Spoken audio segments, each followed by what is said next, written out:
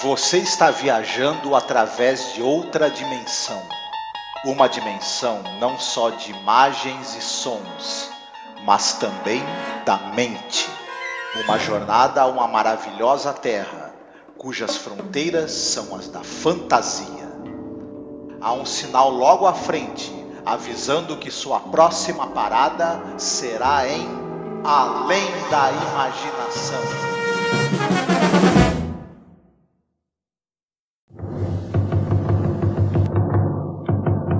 Wordsworth, Romney, field investigation finding obsolescence. Do you know why you're here, Mr. Wordsworth? Yes, sir. I'd ask you to speak up a little, if you will. Yes, sir, I know why I'm here.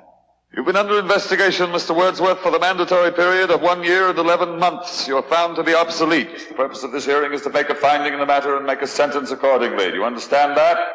I understand that. Your occupation, Mr. Wordsworth? A librarian, sir.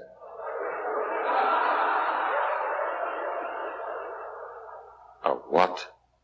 A librarian, sir. Has this man had counsel? Yes, sir, he has. Are you sure he knows his rights? He's been given orientation, sir. Mr. Wordsworth, I'm told that you've had Stand back in the light, Mr. Wordsworth! I'm told you've had counsel and been given orientation, Mr. Wordsworth, but I'm still not sure in my own mind that you understand the purpose of this hearing.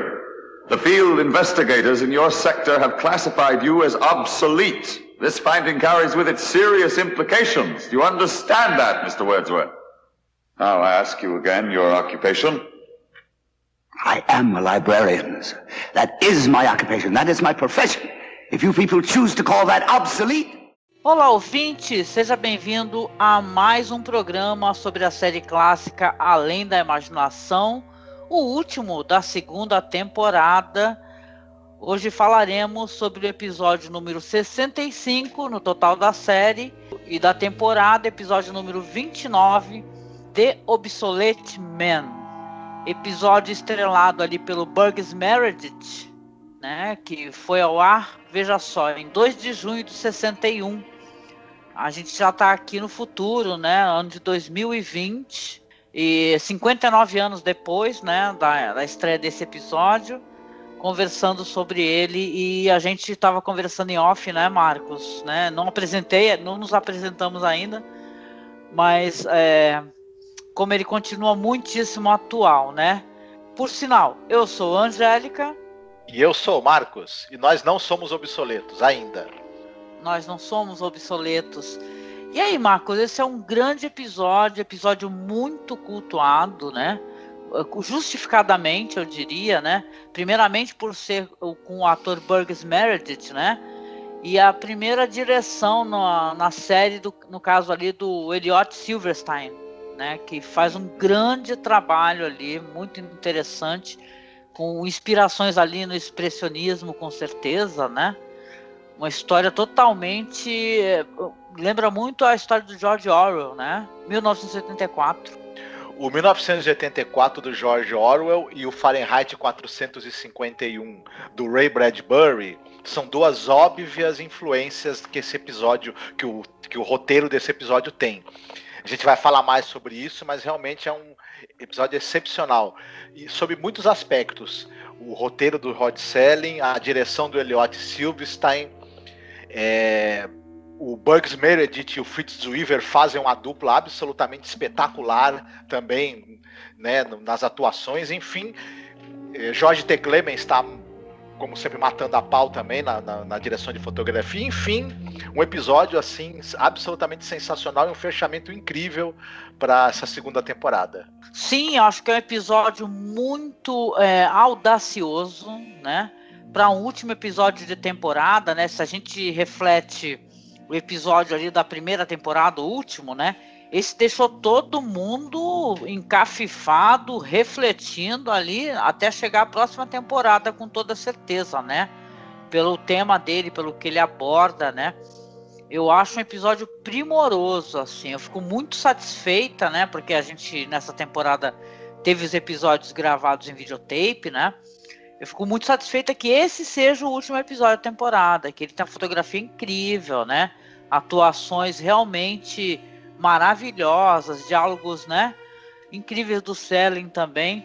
Então acho que ele tem tudo de bom, né? Alguns falam que ele peca um pouco pela falta de sutileza, né? Mas assim, eu acho que quem fala isso não conhece a briga, né?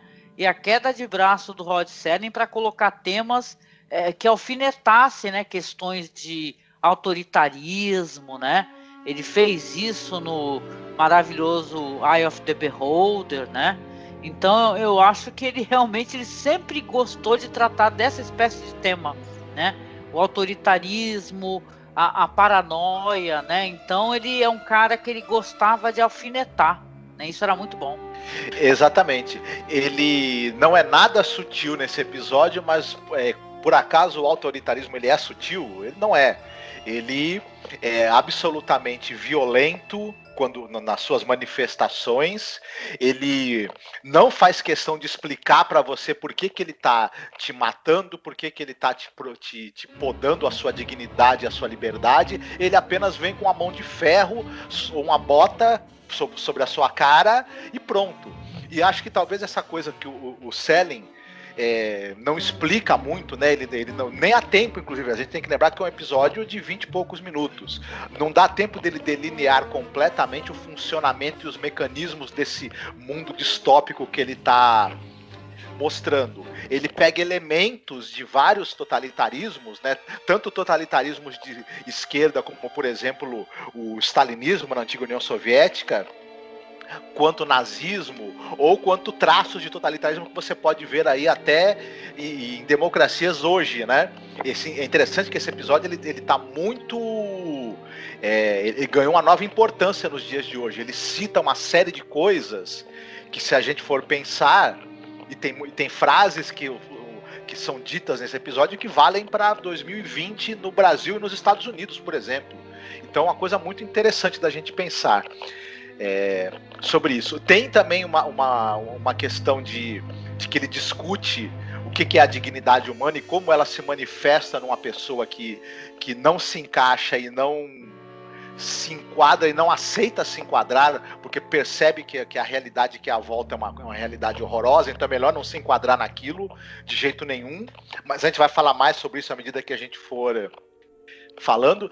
O Elliot Silverstein, ele é um cara que basicamente ele era um diretor de televisão, ele dirigiu muitos episódios de séries nos anos 50, 60 e 70, de séries importantes, como por exemplo Os Defensores, Dr. Kildare, Cidade Nua, Rota 66, dirigiu episódios da Além da Imaginação, além desse que a gente está vendo, ele dirigiu mais alguns que a gente vai falar mais à frente, episódios importantes, inclusive, como The Trade-ins, por exemplo, The Passerby, a gente vai falar isso sobre eles em breve. Ele dirigiu um filme que é muito famoso, que passou muito no Brasil, que é Um Homem Chamado Cavalo, que você certamente também já assistiu, né? Filme em que nós temos o Richard Harris, ele é aquele cara inglês que ele vai viver entre os índios americanos e tem a famosa cena em que ele é suspenso por 2 ganchos nos peitos, né? Enfim, um filme que passou muito na televisão, foi um filme de muito sucesso, teve até continuação, foi muito comentado, enfim. O pessoal vai lembrar com certeza do filme, e ele foi dirigido também por esse Elliot Silverstein.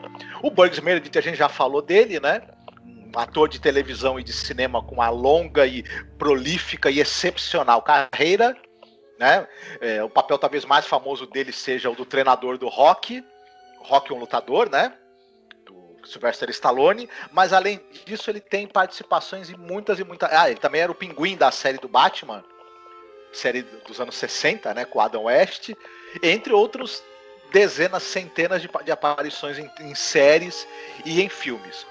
O Fritz Weaver, ele é, por exemplo, o pessoal talvez lembre dele daquela série Holocausto, uma série sobre o Holocausto dos judeus, né, durante a Segunda Guerra do nazismo. Série que foi muito comentada, fez muito sucesso. Tem o James Woods nos papéis principais e tem também a Meryl Streep na série. Passou na televisão brasileira, o pessoal assistiu com certeza. Ele faz o Dr. Joseph Wise. Ele também nos anos 90 e início dos anos 2000, ele foi a voz da narração de muitos programas do History Channel. Quem acompanhava o History Channel nessa época talvez vá lembrar dele. E ele também é um ator de televisão e um cara que começou no teatro, teve várias indicações para prêmios e ganhou prêmios na Broadway e nas atuações dele no teatro, e participou também de dezenas de séries de TV importantes. Um grande ator também. É, realmente, nossa, e você falou desse filme, Um Homem Chamado Cavalo. Cara, que filme angustiante. Eu lembro que eu assisti, ainda por cima, assisti muito jovem, né? E eu fiquei com aquela cena impressa na minha memória, assim, de uma maneira terrível, né? E tal, do cara sendo levantado ali por ganchos, ali, aquilo ali é impressionante. Causou muito na época esse filme, hein? Não sabia que era esse diretor. Eu não tinha pesquisado isso ainda. Pois é um episódio aqui, como a gente está comentando, de final de temporada, né? A gente, claro, faz sempre aquele episódio de um top 10 da gente, né? O que a gente gostou mais, o que a gente gostou menos. Eu acho que nessa temporada até que a gente foi muito generoso, assim, com alguns episódios, né, e tal. Mas com certeza a gente vai cavucar aqui na nossa cabeça, e o próximo episódio aqui, o próximo podcast, vai ser o nosso top 10, tá? Mas, né, sem mais delongas, até para a gente poder comentar umas outras relações, né? Vamos falar aqui sobre a sinopse, Marcos. Hoje é a sua vez de fazer a sinopse. Muito bem.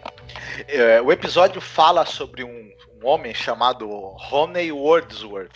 Ele é um cara que é um bibliotecário, só que ele vive num futuro totalitário, né? Uma sociedade totalitária, e que que ela é uma sociedade que, como outros totalitarismos, ela persegue o intelecto, persegue a razão, persegue a cultura. Então os livros estão proibidos. E o nosso amigo Rodney Wordsworth, ele era bibliotecário. E essa sociedade distópica, além dela banir os livros, ela banir uma série de coisas. As pessoas que lidavam com aquele tipo de coisa que está banida são julgadas, e, se consideradas obsoletas, elas são condenadas à morte. E o nosso amigo, o Romney, ele está justamente diante de um conselho que vai julgar se ele se tornou realmente obsoleto ou não, e caso ele seja condenado, ele pode ser condenado à morte. Detalhe, as pessoas, elas têm uma possibilidade, elas podem escolher a maneira como vão ser eliminadas, e isso vai ter uma certa importância aí dentro da história, inclusive, né? A maneira como o nosso personagem vai decidir, ele vai acabar sendo condenado, vai ser considerado obsoleto, né? Num julgamento presidido pelo chanceler ali, que é um sujeito... ele é o estereótipo do líder, né, de totalitarismo, aquele cara cheio de si, cruel, e que adora discursos de palavras pomposas, né, para te esvaziar, né, para te coisificar antes de te jogar fora, né. Mas o nosso amigo Wordsworth, ele tem uma carta na manga, né, que o próprio chanceler não espera. E é mais ou menos isso que trata o episódio. Pois é, vai ter um desfecho ali muito interessante, né? Engraçado assim, né? Porque a gente pode olhar para esse episódio e a gente pensar, nossa, é uma distopia, né? Que é um futuro terrível, né? Só que você recorda de pessoas sendo dispensadas, eliminadas, assim, porque estão sendo ali categorizadas como desnecessárias, né? Isso é uma coisa que acontece hoje em dia, né? A gente vê todos esses movimentos muito importantes e vê todas as coisas que acontecem atualmente, né?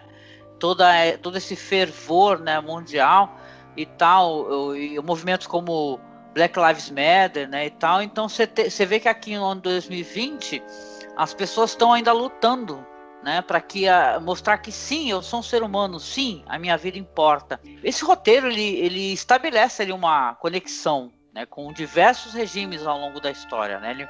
Ele menciona, né, tem um momento no diálogo ali do personagem com o chanceler, ele fala de Hitler, né? Então quer dizer que tem uma conexão com governos assim. A própria abertura do Rod Serling, né, ele fala assim: você entra nessa sala por sua própria conta e risco, porque leva ao futuro. Não há um futuro que será, mas que poderá ser. Este não é um mundo novo, é simplesmente uma extensão do que começou no antigo. Ele se padronizou após cada ditador que já plantou a sua marca e pisou com a sua bota nas páginas da história desde o início dos tempos. Então, quando você vê, e eu acho que é importante a gente apontar isso daí, né? A gente colocar isso dentro do tempo que nós vivemos, né? Aí a gente vê como é que está aqui no Brasil a questão das produções, como é que está o mercado audiovisual brasileiro, como está sendo impedido a captação financeira, né? Os protestos ali da classe artística, recursos destinados à educação inexistentes, né? Então, existe, claro, agora na nossa atualidade, isso é importante a gente colocar, né? Afinal, esse episódio foi ali passado 59 anos antes, porém, continua muitíssimo atual. Aliás, Além da Imaginação tem uma coisa assustadora de continuar muito atual, né? Porque você vê que hoje em dia as pessoas estão querendo desvalorizar o conhecimento científico, né? E as pesquisas e tal, ou mesmo pessoas que estão ali, que têm doutorado, pós-doutorado, e tem toda uma quantidade de saber e de conhecimento para poder divulgar, né? Hoje em dia é a festa do Zap Zap, né? O que importa é o que você recebe no seu WhatsApp, né? Então é importante a gente falar que realmente parece uma distopia, né? Até por causa de todo o visual, né? Que remete àqueles filmes antigos dos anos 30, ao expressionismo alemão, né? Uma história do George Orwell, né? Até porque tem um cara num palco, né? Bem alto, né? As pessoas estão todas ali abaixo. Então, para mim, parece, na verdade, né? Não sei se uma distopia, me parece uma grande de uma realidade possível, né? Se a gente não se mobilizar para poder alterar, né? Não sei o que tu pensa sobre isso. Eu penso de maneira bem parecida com a sua. Como você mesma salientou, o Rod Serling deixou bem claro. Ele pega elementos de ditaduras do passado, que já eram do passado na época que ele escreveu o roteiro, nem tão do passado assim, né? Na verdade, estavam até próximas. E pega elementos de todas elas e constrói uma outra ditadura que pode acontecer no futuro se a gente repetir os erros do passado, né? E ele deixa bem claro, é fácil identificar, né? E os caras são inimigos da razão, são inimigos da cultura, são inimigos da inteligência. Uma sociedade em que o professor é o inimigo, em que o doutor, o pesquisador, o cientista é o inimigo, em que as pessoas os artistas, as pessoas da cultura, os jornalistas são o inimigo, o amigo é o carrasco, né? É o censor, é o assassino, é o torturador, é o homem medíocre, a mulher medíocre que só falam besteiras, idiotices e coisas rasas e que tem a cabeça vazia e o coração de pedra. É isso que é uma sociedade, e é esse modelo de sociedade que, né, infelizmente uma parte das pessoas parece que quer isso daí, acha isso bonito, tem até orgulho de ostentar um gosto por esse tipo de excrescência. Então a gente realmente tem que tomar muito cuidado para não acabar numa distopia igual a que o Serling está descrevendo nesse episódio. Agora, é muito bonito quando você vê um sujeito que os livros estão banidos, mas ele é uma pessoa apaixonada pelos livros, né?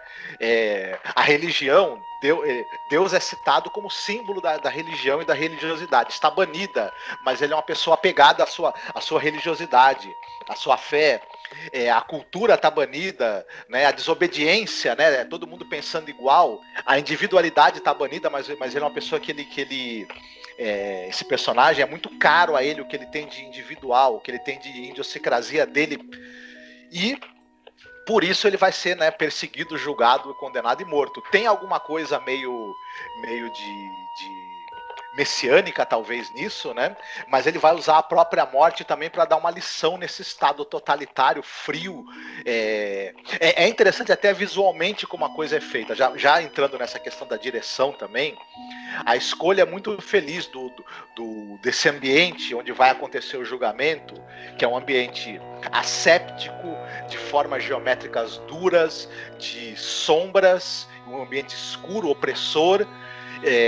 As pessoas têm aquela expressão fria e dura no rosto, não sorriem jamais, não há é muito interessante quando o chanceler vai falar com o Wordsworth, a fala dele, ela varia entre uma fala sem emoção, uma fala fria, burocrática, e uma fala que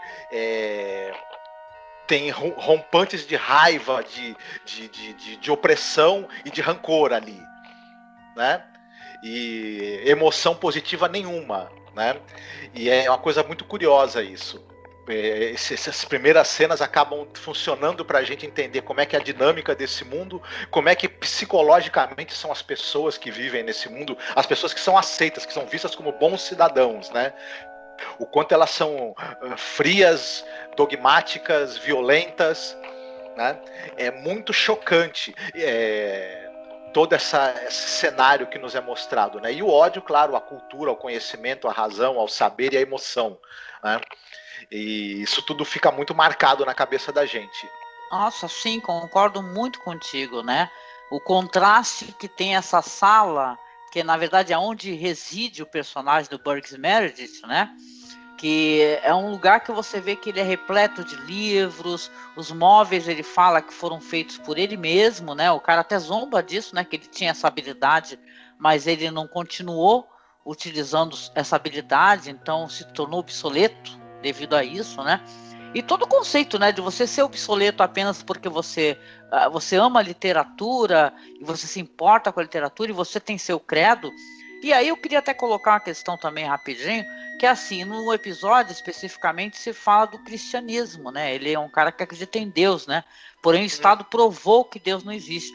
Mas isso daí também serve como uma representação de toda a liberdade religiosa, sabe? Você pensar em todas as religiões que são silenciadas, que as pessoas não têm o direito a exercer a sua religião, né? Os seus credos, né? Por exemplo, você pensa nos locais assim de Candomblé que foram incendiados, né? Então, porra, isso daí é o pessoal não conseguindo, não tendo o direito de exercer a sua fé, o seu credo, né? Então isso é uma representação, né? Tudo bem que acaba sendo uma representação de uma coisa que ela é socialmente muito bem vista, né? Vamos colocar assim, né? Você vê que a sala dele é uma sala confortável e que ele está em paz consigo mesmo, que ele planejou ali, que no caso ele vai ser 48 horas depois desse julgamento, ele pede o direito de decidir como vai morrer, né? E ele resolve depois, né, convidando ali o chanceler, informa o chanceler que vai ser por uma bomba, né? Então o desfecho do episódio, isso é tudo televisionado, e isso é muito interessante porque você não tem o outro lado da tela, né?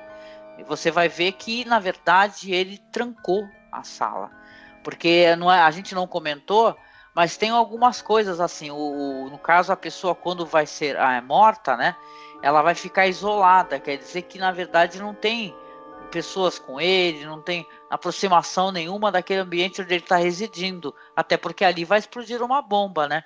Então você vê inclusive o Estado pouco se importando com o que vai acontecer com o chanceler, porque ele informa o chanceler, ele fala meia-noite vai explodir daqui a 30 minutos e começa imediatamente a ler a Bíblia que ele guardou ali com muito afeto e fala que era proibido, a pessoa podia morrer, né, se fosse pega com uma Bíblia. Ele tinha a Bíblia ali guardada. Ele começa a ler aquele famoso, né, aqueles trechos lá que a gente já viu em um monte de filmes, né, do Vale da Morte e tal, né. O tempo vai passando e você vê que aquele homem lá que estava exultante, falando que na verdade ele aprovava totalmente que fosse televisionadas as execuções, porque isso serve como exemplo, né, para as outras pessoas, né. Você vê o quão, né, esse homem em representação do Estado é um homem muito cruel, né?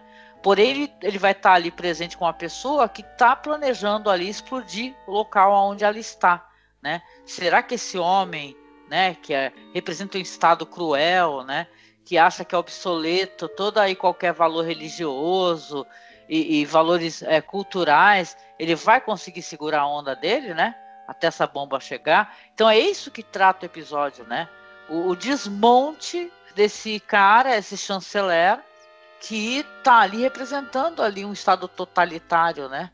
É muito interessante, eu gosto muito dos diálogos desse episódio, e é que nem você falou sobre questão de sutileza, né? A gente lê muita resenha aí, nem sempre a gente concorda com as pessoas. Às vezes tenho a impressão que as pessoas estão meio saturadas, assim, não sei se elas assistem on the roll e escrevem, né, direto, isso deixa a pessoa meio saturada. Como a gente tem tempo aqui de digerir, né, o que a gente assiste, fica um pouco mais fácil, inclusive, da gente poder ter um panorama maior, né, da série até. Mas eu acho que é bem isso que você falou, a ditadura e os absurdos, assim, o autoritarismo não é nada sutil, muito pelo contrário, ele faz questão de esfregar na sua cara, né? O quanto é autoritário, ele dá 2 passos para frente, 1 para trás, diariamente, porém ele avança, né? Então a gente tem que tomar cuidado, são todos alertas, né? Que a gente tem que lutar contra essas coisas. Eu acho interessante a gente também reparar o seguinte, que não é só numa ditadura que você é tratado como obsoleto, né? No capitalismo também, profissões vão deixando de existir com o avanço tecnológico, as pessoas que trabalhavam com aquilo, elas são descartadas junto com aquele ofício que não existe mais. Você chega numa certa idade, o mercado não quer você mais para nada, você não consegue emprego, você vira também uma pessoa obsoleta e você fica sem condições de sobreviver, né? Enfim, você tem toda essa massa de desempregados que, na verdade, são as pessoas que foram consideradas obsoletas pelo mercado. O destino delas é viver, conseguir subemprego ou não conseguir emprego nenhum e recair no crime, e no momento em que elas não tiverem mais escapatória e caírem no crime, vão ser esmagadas pela mão de ferro e repressora do Estado, mesmo o Estado democrático também, né? Porque quando você vira cidadão de segunda classe, você não tem mais democracia. Você é tratado como uma coisa e você é retirado do caminho porque você deixa de ter direitos, né? Você não é economicamente ativo, acabou seus direitos, meu amigo, no capitalismo. Você passa a ser tratado como uma pessoa seria tratada numa ditadura, com a mesma violência, né? Isso também é importante a gente lembrar. Eu queria destacar também uma coisa interessante, quando eles estão na sala e esperando o momento em que a bomba vai explodir, são usados muitos recursos narrativos incrivelmente interessantes, né? Você tem essa coisa dos mostradores do tempo, né? O relógio ali passando, o relógio vai ficando cada vez maior, né? Ele vai tomando a cena, ficando no primeiro plano, e isso vai gerando uma tensão, né? Você vai mostrando o rosto dos atores, a serenidade do rosto do Burgess Meredith, e ao mesmo tempo o nervosismo crescente no rosto do Fritz Weaver, né, do chanceler, né? E junto com essa coisa do relógio que vai sendo mostrado o tempo todo, isso aí funciona muito bem, cria uma tensão muito interessante. Também vale a pena destacar, no último momento do episódio, né, quando o próprio chanceler, que no momento em que a bomba vai explodir, quando chega o momento próximo da morte, ele se desaba, né? Ele começa a pedir, pelo amor de Deus, abre a porta, socorro, né? Ele mostra que, na verdade, ele é um grande covarde e é uma pessoa que vive sem propósito. Ele acha que tem um propósito, mas, na verdade, ele descobre na hora da morte que ele não tem. E que ele não tem fortaleza nenhuma. Ele depende totalmente da força e da violência do Estado. Ele, enquanto pessoa, é meramente uma pessoa medíocre, vazia e sem propósito. E a covardia dele na hora da morte demonstra isso. Na cena posterior em que vai ter o julgamento dele naquela mesma sala, é muito interessante a teatralidade que essa cena tem, né? Como as pessoas que estão assistindo ao julgamento depois vão cercando o chanceler, fazendo um barulho com a boca e tendo uma postura muito, muito interessante, muito teatral. O diretor Elliot Silverstein, ele tinha experiência como diretor de teatro, né? E ele traz essa coisa um pouco do expressionismo alemão, né? Do cinema do alemão dos anos 20, 30, e também ele traz muito dessa coisa do teatro e do teatro alemão, inclusive, né? Você tem um eco ali de Bertolt Brecht na encenação daquela cena final ali. que é muito sufocante e muito assustadora, né? Se você quiser também comentar, que eu acho que você também vai ter muito o que falar sobre isso. Nossa, sim, com certeza. Essa cena, ela é uma cena de terror, né? Você já resumiu como é que foi o final do episódio, né? Que a bomba explode, o personagem permite que o chanceler saia, porém quando ele chega no outro dia, né? Tranquilamente, já tem uma outra pessoa naquela espécie de púlpito, né? Falando que ele é um traidor, que ele é um covarde, né? Representação do Estado maravilhosa, né? Que pouco se importa, né? E ele se torna imediatamente inimigo e se torna imediatamente obsoleto. É uma cena muito teatral, muito bonita, muito interessante, né? E absolutamente assustadora, né? Aquele negócio dele começar a gritar e falando que não é obsoleto, que ele faz um trabalho para o Estado e as pessoas ao lado, que são, na verdade, os juízes, né? Vão avançando para ele, fechando todos os lugares, fazendo barulho com a boca. É sensacional, é um final muito terrível, né? E maravilhoso, né? Já que ele deixa uma semente de dúvida ali para você pensar, né? Nada ali é gratuito, né? Nem aquele vazio daquela sala, nem a sala aconchegante com livros, né? E com recordações ali do Bugs Meredith, né, do personagem dele, né, que tem um significado o nome dele, né, a gente tava conversando, né, words is words, como é que é mesmo? Palavras que valem a pena. Palavras que valem a pena, né. Então, o conceito do que é obsoleto também, você falou muito bem da questão trabalhista, né, e eu queria até amplificar para outra questão, a questão cultural também de internet. Eu lembro quando a gente assistiu aquele episódio de Black Mirror, né, você lembra porque a gente gravou um podcast, né, sobre essa temporada, tem um Nosedive, né, que é o Queda Livre. Aí você lembra daquele episódio estrelado ali pela Bryce Dallas Howard, que ela vive num universo onde as pessoas são totalmente pontuadas por outras, né? Então eu acho que ela é uma pessoa que tem o quê? Uma aprovação de 3%, né? E as pessoas que têm que tem pontuação ali de 1, 2, tem também os empregos, né?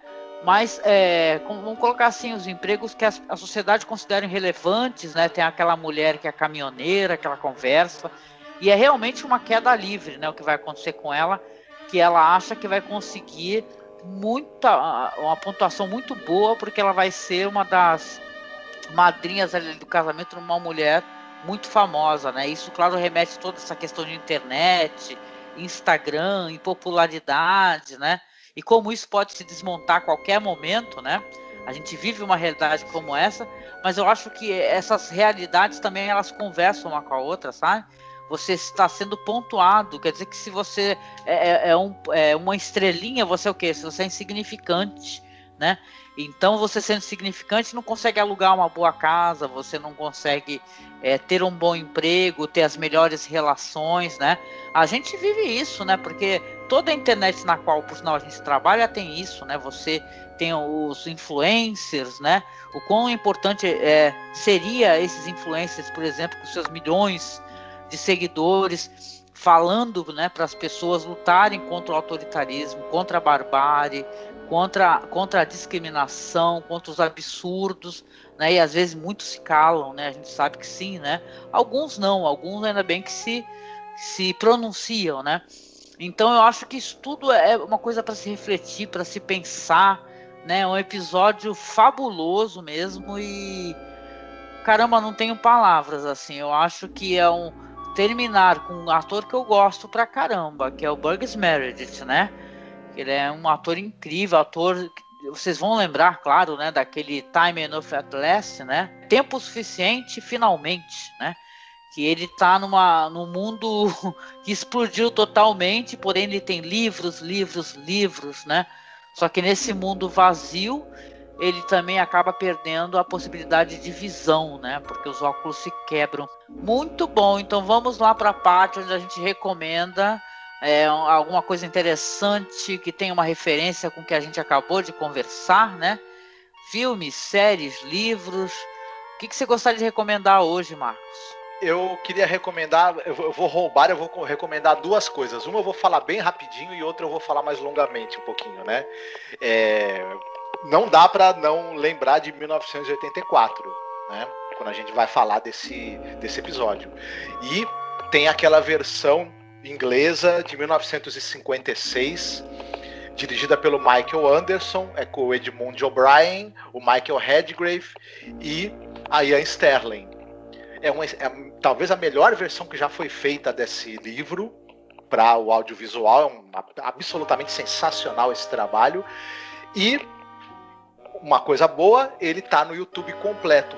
Tem a versão legendada e versão dublada, então é bem fácil das pessoas assistirem, né? Então é uma das minhas dicas. A outra dica é as pessoas que vão ao teatro, gostam de teatro, prestem atenção. Se vocês ouvirem falar que está tendo uma montagem de uma peça chamada Diálogo Noturno com o Homem Vil, do autor Frederic Dürrenmatt, não deixe de ir. Esse texto fala sobre um escritor que é preso, né, por um regime totalitário. Ele está esperando ser executado. E olha só que interessante, porque inclusive essa peça certamente foi uma das influências do Rod Serling. O cara está esperando ser executado e ele recebe a visita do carrasco que vai executá-lo. Eles têm uma longa conversa sobre os papéis de cada um. É um texto absolutamente fantástico, conversa muito com esse episódio do Além da Imaginação, e infelizmente não tem edição brasileira dessa peça para quem quiser ler, mas ela volta e meia, ela aparece nos palcos aí, tanto do teatro assim mais oficial, assim, né, dos grandes palcos, quanto do teatro amador. As pessoas volta e meia também encenam. Se você tiver oportunidade, não deixe de conferir uma montagem desse texto, que é algo realmente para mudar a sua perspectiva de vida. Ai, muito legal. O filme eu assisti, muito bom mesmo, essa versão antiga, né? Eu lembro que a gente assistiu, gosto muito. Volta e meia também tô reassistindo o filme lá, 1984, né? O mais recente, que é um filmaço, né? Muito bom. Pois é, vamos lá, eu vou para minha recomendação, vou recomendar 2 produções também, como você, né? Primeiramente, eu acho que é meio óbvio, mas eu acho que é importante, se você não conhece, você ir conhecer. Caso você conheça, você reassista, né? Porque você assistir um episódio como esse e depois assistir uma outra produção, você vai querer abrir todos os livros da sua casa, com toda certeza. Eu vou recomendar o filme, o Fahrenheit 451. É um filme do Truffaut, né, de 66, que é um filme maravilhoso. Ele tem as pessoas envolvidas, ele tem, por exemplo, a trilha sonora do Bernard Herrmann, né? Para quem conhece, era o compositor favorito do Hitchcock, né? A direção de fotografia é do saudoso, faleceu, cara, amava os filmes dele, do Nicolas Roeg, né? Que conta ali um futuro, né? Onde todos os livros e toda a forma de escrita são proibidos ali por um regime totalitário, com o argumento de que fazem as pessoas infelizes e improdutivas, né? Veja bem, no caso ali existem uns personagens que são os bombeiros, que na verdade eles queimam os livros, né? Tem toda uma trama muito interessante, né? Que vai levar a questões orais, inclusive os livros, pessoas que são livros, né? Então é um filme muito bonito, né? É um filme clássico, tem a Julie Christie, o Oscar Werner, né? E, cara, assista, porque com certeza também tem no YouTube, tá? Eu vou deixar aqui o link para você assistir, né? O Fahrenheit 451. Também queria recomendar, que é uma vibe diferente, porém divertida, não tem problema, né? Também porque toca também no assunto como deve ser tocado, apesar aquela massa véice muito divertida, né? Eu gosto muito também daquele filme de 2002, que é uma releitura do Fahrenheit 451, né? Que é do Ray Bradbury, né, gente? A gente não esqueci de falar, né? Que é um cara muito importante, a gente mencionou no episódio passado. O Equilibrium, né? Também é um futuro onde você não pode ter acesso, no caso eles ampliaram, né? Não são somente livros, é toda a arte em geral, música, quadros, né? Eles tomam uma droga, né? Que inibe o sentimento para garantir a paz, né? E tem ali o Christian Bale. É muito legal esse filme. Tem um lance, né? Tu vai lembrar, Marcos, que é bem divertido. Que os caras lá, os personagens que seriam aí não são os bombeiros, né? Mas são soldados, né? E eles vão atrás das pessoas que estão ali com a arte, que é totalmente legal. e eles matam as pessoas fazendo aquele gankata, né? Que é um... Isso. que é uma espécie de... são os movimentos específicos ali com armas e tal, né? É de uma massa velhice, mas é muito divertido. Também tem a Emily Watson, né? E tal, e eu gosto bastante de Equilibrium. Recomendadíssimo. E quem puder ler o livro do Bradbury também não deixe de ler, porque é maravilhoso. Tem edição fácil também em português. Muito bom. No finalzinho a gente sempre escolhe música. E dessa vez você escolheu que música, querido? Para finalizar o último podcast, né? Vamos colocar assim, né? O penúltimo, na verdade, né? Comentando um episódio, outro é o top 10. Qual seria a música escolhida? Bom, é uma música do Rush chamada Red Sector, que ela faz referência, né, aos campos de concentração nazistas. E é uma música, sim, tocante, além de em termos de arranjo, ser aquela qualidade que a gente já conhece do trabalho do Rush, né? Nossa, sim, muito boa. Essa música é legal. E eu tava até assistindo um vídeo, né, que o cara colocou umas cenas assim no filme, né? E a gente tava até comentando, não tem muita relação, é só pra mencionar mesmo, que os caras sempre colocam os americanos como salvadores, né? Ali do final da Segunda Guerra Mundial, né, e tal, né? Bizarro isso daí. Sendo que foram os russos, né, que em sua maioria, né? É uma música muito boa. Vale muito a pena, gente. Vou deixar para vocês o link também do vídeo aqui na publicação, para vocês assistirem com legendas, porque é bem legal, né? Com as cenas, né? Tristíssimas, mas que valem muito a pena, assim, serem assistidas, porque, né? É aquele negócio, né? A gente vamos recordar, né? É importante você relembrar a história para que ela não seja repetida, né? É uma frase muito manjada, mas caramba, como ela é importante, né? Mesmo sendo manjada. Mas é isso, querido ouvinte, nós estamos aqui chegando ao final de mais um programa sobre a série clássica Além da Imaginação, sobre um episódio muito interessante. Quero agradecer, né, a sua companhia, você estar conosco aqui ao longo de todos esses episódios dessa temporada. E pedir para vocês, por favor, acessem lá o nosso site, que é masmorracine.com.br, porque lá vai estar todo esse conteúdo, links do que a gente comentou, clipe, etc. E, inclusive a música final escolhida pelo Marcos. Então não deixem de acessar, tá? Acessem também, por favor, e curtam a nossa página lá no Facebook, que é Masmorracine. Também tem o nosso perfil no Twitter, que é @masmorra_cast. E no Instagram nós estamos como @masmorracine também. Importante também, eu gostaria de pedir, por favor, se você gosta aqui do que a gente está fazendo, dos nossos programas, que você indique para os seus amigos, tá? Compartilha, porque o ato de compartilhar é muito importante, porque muita gente gosta da série clássica e nem sabe que tem alguém comentando episódio por episódio, né? Às vezes está passando batido, então se você puder compartilhar o vídeo, compartilhar o nosso canal, se inscrever no nosso canal também, porque a gente tem pouquíssimos inscritos, né? Veja bem, isso daí não nos demove de fazer, né, esse trabalho, mas é uma coisa legal, né, você saber que você está sendo acompanhado e a pessoa está curtindo o seu trabalho, comentando como vocês comentam, por sinal, muito obrigada, tá? Então, por favor, lembra sempre de compartilhar, porque se você não compartilhar, né, como é que outros também vão acessar, né, se você está gostando. E claro, se você puder, querido ouvinte, nosso amigo aqui que nos escuta no YouTube ou está escutando pelo site, seja nosso padrinho ou nossa madrinha. Aqui abaixo está o link do Padrim e do Colabora Aí, onde nós temos ali uma plataforma de apoio, né?